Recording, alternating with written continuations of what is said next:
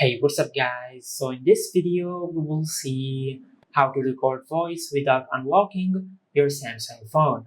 Now to do that, first of all, just open the Galaxy Store on your smartphone. Now from here in the search bar, just search this.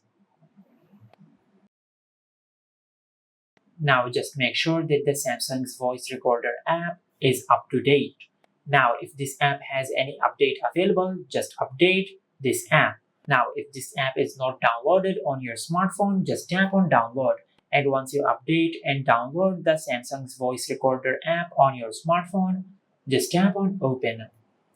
Now once you have done that, just go to your home screen and open the lock screen. Now from here, just tap and hold the lock screen. Now just enter your lock screen password. Now from here, just tap on add widgets. Now just scroll down and tap on voice recorder. Now from here, just add the voice recorder widget to your lock screen. Just like that. And once you do that, just tap on done.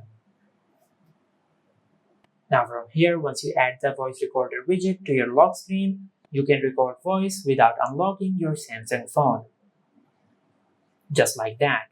Now once you enable this option, you will start recording with your Samsung phone.